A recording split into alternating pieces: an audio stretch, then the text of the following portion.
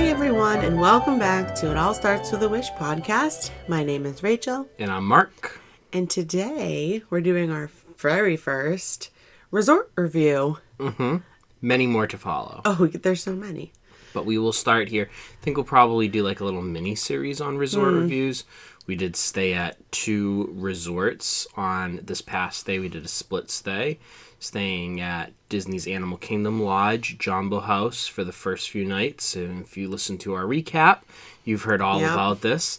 On the second part at the Beach Club. So probably do like a little mini-series here where we'll do Jambo House first, the Beach Club, and then to spice things up, because we've been very Disney World oriented in these first few episodes. Sharing the branch love. Out a little. Yeah, so the other We've been one other will places. probably be about a Disney resort in Hawaii, maybe. So we'll see. More to come on that, though. We'll see. So, as Mark just said, we just stayed at Disney's Animal Kingdom, the Jambo House specifically. So, basically, how we're going to do this is we're going to separate resorts into 5 categories, right? Mm-hmm. We have the rooms, the types of rooms, the theming, the pools, transportation options, and now I'm forgetting the last one. You were doing so good, I was doing you good. Did not. I have the list in front of me, and I was like, I don't have it. How long are we going to be able to amenities? Do it? No, pool and amenities goes together. So we have one is location transportation, so you were correct. Okay, got that one. Located transportation options. 2, theming, you got that one. 3, the rooms. 4, the one that you missed. Food! I can't believe I missed the food. Yes, restaurant options. Because that is very important to me, so it's funny that I forgot that. 5, pool and amenities. All right, so there they are. Those are our 5. So, we'll start with number 1. Yeah. First thing, location and transportation options. So, Animal Kingdom Lodge is pretty far away from the rest of Walt Disney World. It is the closest to Animal Kingdom. And that is because there are live animals. Yeah, Animal Kingdom in general is just kind of further away from everything else. Want the animals to deal with the fireworks and all that stuff. Yeah, and it's just the sheer size. I mean, you can fit all of the other theme parks into just Animal Kingdom alone. So it is huge. It takes up a lot of space, and so it's kind of on its own little island. And because Disney's Animal Kingdom Lodge also has animals, you know, it makes sense that it's adjacent to makes sense. Disney's Animal Kingdom. Not rocket science. It would be weird if it was like all the way across. It would be. That would be weird. But I think that there's 2 things at play there with that, right? In that you are kind of isolated away from the rest of the resort. So I do think it's kind of more intimate and quiet. It is much more quiet. I do have to say that it is. When you're standing outside, especially even at night, you don't really hear anything. Yeah, it's very peaceful. And we saw fireworks, but we didn't hear them. Yeah. So that was kind of cool from our balcony. Like we could very faint. Very faint booms. Yes. But like, if we didn't see them, we wouldn't have known they were going off. Right. So that's nice too. Mm-hmm.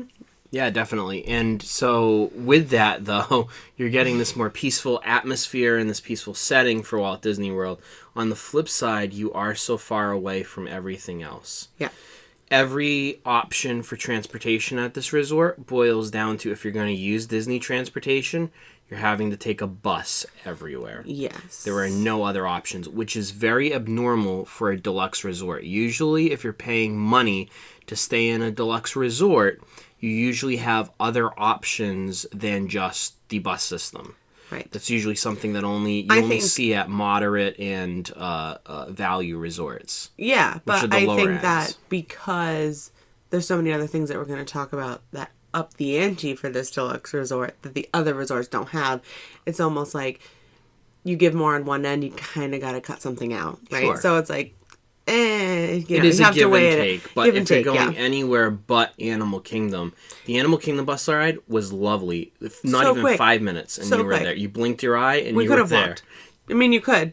I mean, I don't know if you can cross You the street. cannot legally walk. Like, they don't let you walk or encourage you to walk, but I'm sure that you could. It's very, very you close. go down those major roads, and they don't like people walking on that. So there's not really a walking path, per se. Not like a walkway like contemporary to Magic Kingdom or Polynesian. Yeah. Like, there are sometimes walkways. And I do think walkways. that walk would be surprisingly longer than you would think. Probably. But car and bus, I literally felt like we sat down, we literally drove for 3 minutes, and then we were there.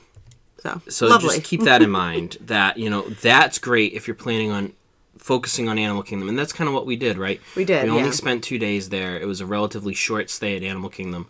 We did Animal Kingdom while we were there, and that was great. Keep in mind, though, if you're going to a place like the Magic Kingdom, right, you're in probably for upwards of a 25-plus minute bus ride to get Especially from the Magic Kingdom day. down to Animal Kingdom. And that's in addition to you waiting in lines, waiting for the bus to arrive, either at the park or at your resort. So I do have to say, though, even though you're on a bus, the lines, similar to other deluxe resorts, to the buses, aren't ginormous like you see at the value resorts. So even though it is a bus, and I feel like that is kind of the low ranking form of transportation that no one really wants to take, it's still not like super, super crowded. Like, we stood maybe once. I don't think that we didn't stand, but there were people standing. I'm saying, like, on the Animal Kingdom bus, though, but we were just going to Animal Kingdom, so we can't really give an accurate. Yeah, that's true. To other parks. Well, we went to Disney Springs. Club, we went to Disney Springs, though, and that bus was kind of full from Animal Kingdom. I don't recall if people were actually standing. Well, but it was kind of full. Full, but like not value resort full, where they're like shoving people in there like sardines. Yeah. And you can see that even after fireworks and stuff, your deluxe resorts. If you're leaving the Magic Kingdom, like, their lines are nowhere near as long as the line that you'll see at a All-Star or an Art of Animation or a I'm just Pop saying Century. that for a bus, even though it's people's least favorite form of transportation, it still doesn't get as bad, I think, as it could be. Sure. But it's the just rides you are have longer. to know that those rides are going to be long rides. Especially the Magic Kingdom. That is a long bus ride that you're in for, which is something usually at a deluxe resort you don't have to. You have other options to get to parks. Yeah. There you just don't. So with that in mind, what would you rate location and transportation options? So out of 5 stars. Okay, I was 3 gonna say, being out average. Of 5, 3 being average. I think if I was just like saying the first number that popped in my head, I'd probably say 3. I don't think it's terrible that it's always buses because the crowds are a little lower, but I do think that it does stink that there aren't other forms of transportation. So that's interesting because that's exactly, I would have given it a 3 too. Oh, really? And the only reason why I thought you would have been lower. going to give it, so interesting that you say that. If it was solely based upon the idea of transportation, I would give it a 2. Okay, I would not give it any higher than a 2. I think that it stinks that the only thing that you can do is take a bus to a park when you're paying deluxe resort rates. Fair. The reason why I will bump it up to a 3 is that I do think I like the peaceful quietness of the resort and being so far removed from everything else to the point where it was not hectic or crazy. You couldn't hear traffic. You couldn't hear fireworks going off. So you took location more into consideration. Yes. That's why I will bump it up to a 3. Yeah.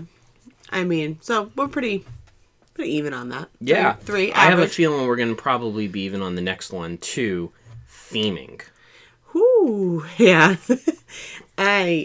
This is my second favorite resort hotel lobby. I will start that. I will start this discussion with that. Number 2? My second favorite resort lobby. Yeah. This lobby, right from the minute that you walk in through that front door, you feel immersed in African culture. It's amazing. I've never been to Africa. Nope. I can only guess, but the level of detail and intricacies that went into the research and the actual construction and building of this resort, you walk into that lobby and it just hits you, man, and it's unbelievable. And as a history person, did you know that all of the artifacts and displays and everything, it's actually one of the largest, almost museums, really, outside of Africa. No, that's interesting. like its art and culture. I didn't know that. Yeah. I did notice, though, too, I thought that this was very interesting. When you walk through the halls of the resort, there'll be like open foyer areas where you can see down multiple floors. And on each one of those, I only know this because I had to walk Luke to sleep in his stroller. So I got pretty familiar. We got familiar with hallways. And walking him to put him to sleep in the stroller. But they have these really neat little panels that talk about a different facet of African culture and different facets of different countries within Africa and how, they do things and why they do things and what are some cultural differences between different peoples living in Africa. And it was fascinating. I actually enjoyed reading them as I was walking by trying to put him to sleep. I did see them. I can't say that I stopped and read them, but like you said, you have time passing them each time. And there was one time we were in the lobby and there was actually a cast member who was from Africa and she was playing, the name of that game, and I don't. Mancala. There you go. Yeah. The one like with the rocks and with more the stones counting. And you go around. Yeah, and you go around. And she was teaching when we were going by. She was actually teaching a family how to play because they had never learned how to play that game before. It was new to them. So literally wherever you go, you're getting a little extra touch of that culture, which is really cool. I think people think of Epcot a lot for like cultures and stuff, but they feel like, where's Africa and Epcot? They have that little mini station, but that's because the Animal Kingdom Lodge and Animal Kingdom Animal Kingdom Resort. just not really Animal Kingdom Resort, sorry. Animal Kingdom Park too. itself. Well, they have Asia too and like other things. So but yeah, Animal Kingdom Lodge definitely makes sure that you're like immersed in that culture, which is so cool. And then you walk outside, and then you have, I think, what I will make the argument of is one of the coolest features of any hotel I've ever stayed at anywhere in the world. The fact that you have actual African animals living and roaming outside of your hotel on a savanna. Yep. And it's not like, obviously, there's fences, they're not enclosed. free they're roaming. not free roaming. But it gives the illusion that there is an African savanna right outside of your hotel. Yeah. And to walk out of your hotel room or to walk out of the main lobby and see a giraffe eating, or to see zebras grazing, or to see, your little springbok dudes bouncing around, that is an experience that I think is not comparable to anything else. You would think usually, I've seen, again, we've never been to, any country in Africa, but people who do go, when you kind of see these stories and these things online and stuff where people have, wild animals, not, in captivity, but wild giraffes and elephants kind of poking their heads in and stuff. And that's probably the closest you're going to get to actually going to Africa and experiencing that. Yeah. Which is honestly, probably a lot cheaper. Like if you compare traveling all the way to Africa.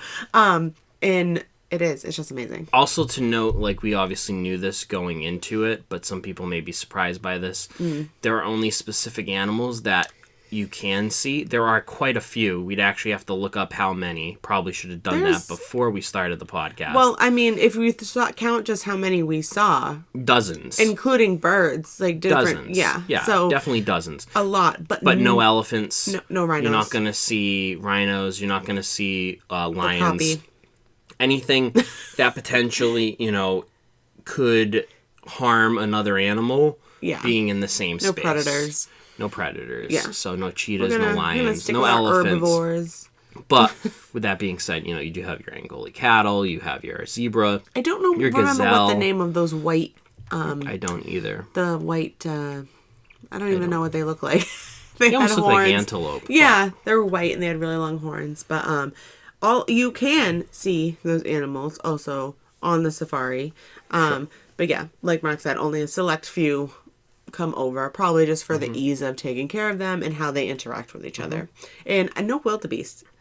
I think that there are. There are? Yes, we didn't see any outside of our room, but there are wildebeest. Well, because I know I've heard things that wildebeest and like zebra sometimes, like if they start like stampeding. I'm pretty sure I've seen wildebeest there. I didn't see any while we were there. But I will also say, while we're on the topic of theming, the attention to detail in this resort. This is something that again and again you'll probably hear me say again and again. the level of detail which is put into everything in the thought I mean, there is a waterfall inside of this hotel, Victoria Falls Lounge. You know, there's a waterfall. Little bridge. The you can walk over. craftsmanship that went into it. You can even see actual African craftspeople doing crafts in the lobby, too. There was a gentleman making a cane, sculpting a cane while we were there, which is fascinating. One, like... axe-looking thing, yeah. Like, that's it. Like, no, like, fancy tools, like, nothing, like, by hand. Like, genuinely and, like, authentic. So, yeah, this hotel, I think, more than any other, like, this is most certainly a 5 out of 5 for me for theming. Like, I do not think that there is another hotel in Walt Disney World, and I do not say this lightly, that is as well themed as this resort. Full 5 out of 5 everything is themed. I have stayed there before. I was younger, so I don't remember as far as like many details. But even having stayed there and having a picture that I remember in my mind and stuff, I don't think that there's any time that you can walk in there and not be like, wow, wow. Like all you can say is wow, because it's just like, whoa. It's amazing how beautiful it is. And I remember we got into the room, and I said, Mark, have you looked at the lamps? Hold that thought there. We're getting into the rooms now. But I'm on theming. Yeah, but the theming in the rooms. All right. Theming. Give us your rating. Okay, whatever. Yes. I'm going to go with 5. 5. I don't think that anyone can give below a 5 for theming for Animal Kingdom Lodge. I would be shocked. I would be too. If someone did. Rooms. Where there is, to your point, that carryover theming. Yes. And I said, look at the lamps. Look at the lamps. And you were like, why? And I'm like, just take a look and tell me what you see. Because it took me a little while to notice it. But we have a picture of it. And we can share it. It's a lamp. Just your typical lamp. But in the middle of it is a big ostrich egg. Mm-hmm. What? And crazy. Even like, so when I was like, is that an egg? The furniture was so solid too. So we stayed in, let's say this first. We stayed in a 1-bedroom suite, Disney Vacation Club room at Jambo House, Disney's Animal Kingdom Lodge. So it is a little bit larger than a standard room would be that you're paying out of pocket for, because there is the 1-bedroom. But the size of this room was amazing. Like, I think it may be one of... Obviously, we stayed in a 2-bedroom at Beach Club, so that room was obviously larger because it was 2 bedrooms. But still... rather than one. The layout of this one seemed so much better. And the spacing, and, like, you felt like you had so much room inside. Like even without our suitcases away, and we had 4 of them, we still had room to walk around with a stroller. Tons of room. Like, it was so spread out, and it was so nice. I think that we'd have to actually look this up to be for sure, but I would want to say that these are some of the most spacious rooms on property.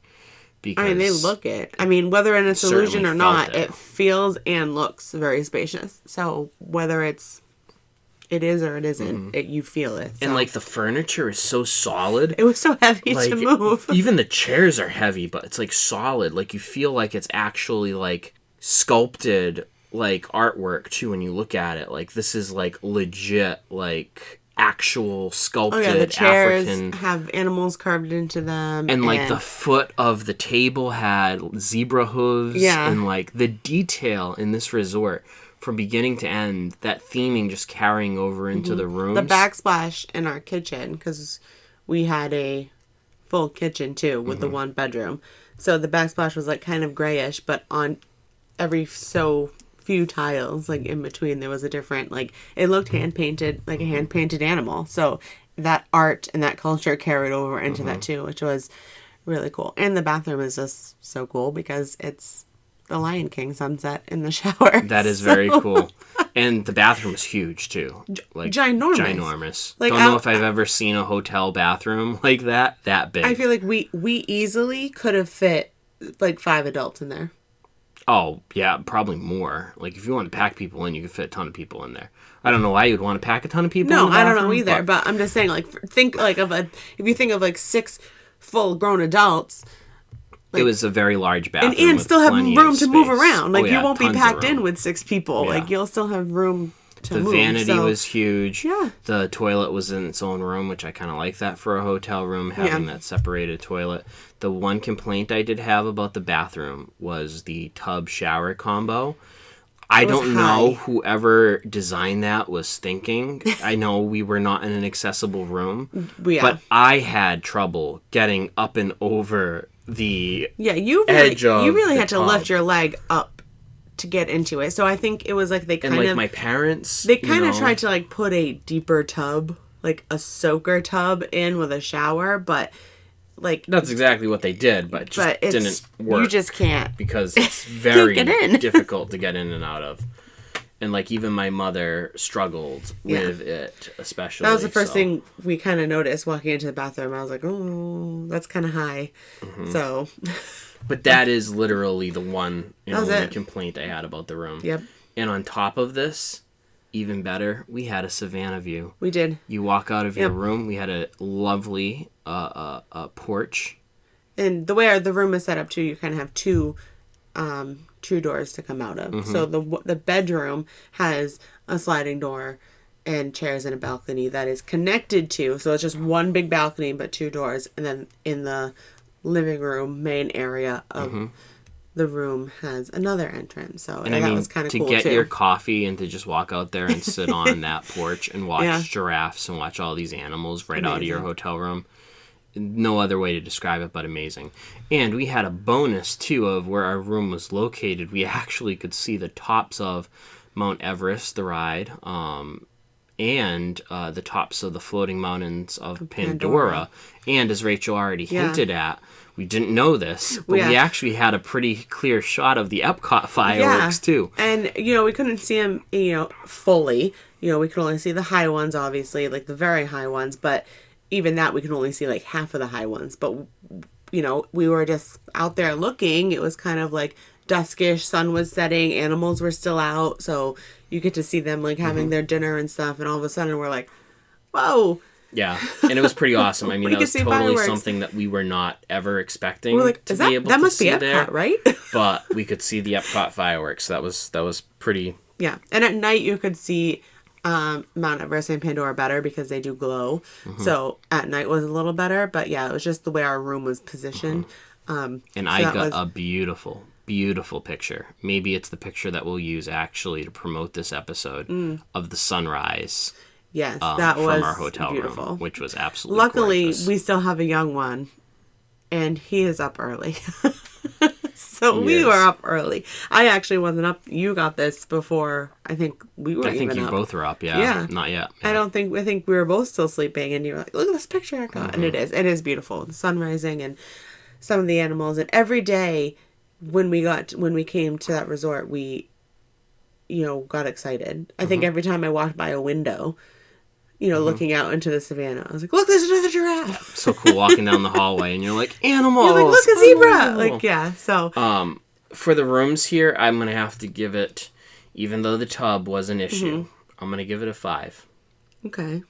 Because of the size, the amenities, the cleanliness of the room, it felt new, it felt fresh. I'm gonna give the room a 5 out of 5. Okay. I'll go 4.5. Wow. Because usually I'm the one that gives lower ratings, but yeah, I don't know. I would have to stay there again. We would both like to stay there again. But I love the room. I love the Savannah view, but it didn't feel like as homey, I guess, as other like suites kind of feel. Interesting. To me. Okay. Just my opinion. Sure. But didn't feel as like Disney homey. Yeah, I guess so. Because there was Disney accents, just like, there aren't any, places. Some are more in your face, others are more subtle. But for me, it didn't scream like Disney or like Lion King for me. It went great with the theming for the whole thing, and it, worked. Yep. But yeah, so it would just be that. Size was great, and then the tub. So that's why I'd only knock it down like a half, because I felt a little not cozy. Sure. But that makes sense. Yeah. Food. There are really 3 major food options, Yeah. not counting the pool, bar, and other things at this resort. You have the Mara, which is your quick service option. I felt like it was a solid quick service option for a deluxe resort. Yeah, there was actually a few good options and different options. Yeah, it almost was more that cafeteria style like you see in the value resorts, which you don't always get in the deluxe resorts. And sometimes I think the deluxe resorts suffer from those quick service options. I think so too, but think about it too. There's not a lot of other food options. You're kind of isolated. You are very isolated. So maybe they kind of have to have those kind of options because it's not like you can have other quick service options easy to get to. But that's a great point. The range was really nice too, as your picky eaters, you know, and kids can have your typical American burger, chicken tenders. I don't think there was pizza. There might have been flatbreads. Flatbreads, maybe that's what it was.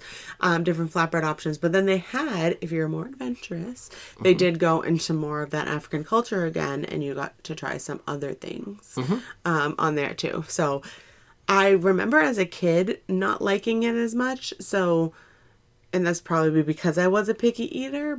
But now that they've probably upped the ante. I mean, that was a long time ago, so maybe they didn't have as much. But I was pleasantly surprised. Yeah, I agree. Their options. Like of a quick service option in a hotel, I thought this is one of the better ones in a deluxe resort. So I was very impressed with the Mara. Yeah. There's also Boma. I love Boma. This one of my favorites. I want to say two key ideas here, right? It's a buffet for both breakfast and dinner. When you go to Boma for both of those, they are not character meals. No. Usually buffets in Disney World tend to be, not always, but they tend to be character breakfasts. Or character meals, I should say. Which means that the price is usually more. These meals are actually relatively, I would argue, well priced for what you're getting and the options that you get. We did breakfast on this past trip, and I thought it was delicious. For a buffet breakfast, the options... No, it was good. The French toast bread pudding thing, I'm sorry, like, you have to eat this. Yeah. Delicious. So was it similar to the Polynesian? I think, honestly, Better? This may be a hot take. Whoa. This may be a very hot take. I think it's better than Ohana's bread pudding, especially the newer versions of Ohana's bread pudding.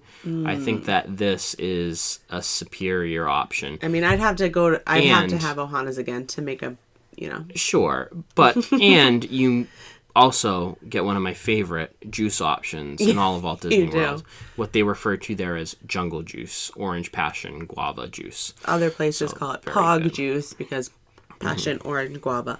But yeah, that juice is the same juice. It's just themed to different restaurants based on where you are. At the Polynesian, it's, what is it? Lakalai? I don't know. I was hoping you weren't going to bring it up because I have no idea how to pronounce it, frankly. Okay. But again, it's themed to the different restaurants in which you at. So that is an option that people definitely look forward to, and you definitely want to try it. It is very yummy. And you're talking $35 roughly for an adult for breakfast, which for a buffet breakfast in Walt Disney World, that's all you can eat, and includes coffee and includes juices and stuff like that. That's a pretty darn good bang for your buck. And I mean, here they're like slicing ham fresh, like, I mean, it's good stuff. It has all your traditional options, and they do have fresh ham, which was delicious.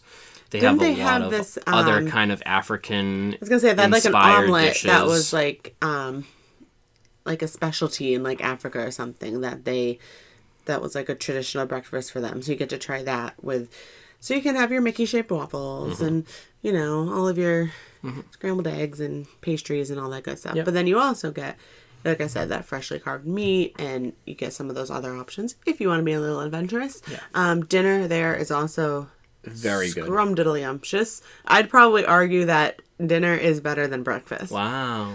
I would have said the opposite, but that's interesting. Yeah. But I do agree that dinner there is very good. And there for dinner, you're looking at about $35 for kids and $60 for adults. You get pretty good. For a buffet, again, that's all you can eat. That's pretty good. Yeah. And never forget the zebra domes. Oh, never forget the zebra domes. And they have at dinner, is it roast beef or prime? I think it's prime rib that they have at the dinner. You don't remember? I don't. That's okay. But it's really good meat, whatever it is. It's very good. That's all you need to know. Yeah. A lot of good options, and it does a good job of blending African-inspired dishes that many people may not be interested or comfortable, or you can try it at least, right? Yeah. With other more traditional American flavors that I think anybody can find something there that they'll like and enjoy. Yeah, those omelets, like I mentioned, those like traditional African ones are like kind of, they were like bite-sized. So it's not like you feel like you're going to get this whole big omelet and then not eat it. Yeah. And the last option for food at Jambo House is Jiko. And this is a signature dining experience. We did not do it this time. I don't think we've ever done it. No, I'm just saying that we haven't done it, and we didn't do it this time that we went. You watch vloggers, you talk to people that we know that have actually eaten there. Again and again, this place has very high ratings. They only do dinner at this time, and it is signature dining, so they're going to ask you to, like, dress the part. Yeah. Not to show up There in is your a dress bathing code. suit. But it's not an extreme dress code. No, you don't need to show up dressed to the nines. But, like, usually men shirts and shorts, you know, and women something nice, you know. Nice. Not don't like show up in your bathing suit. Yeah, no, like, t-shirt, bathing suits. And on average, a meal here is going to run you $35 to $60. This restaurant has the largest selection of South African wine anywhere outside of South Africa. So Which that's is crazy. pretty neat. Yeah. When you consider that.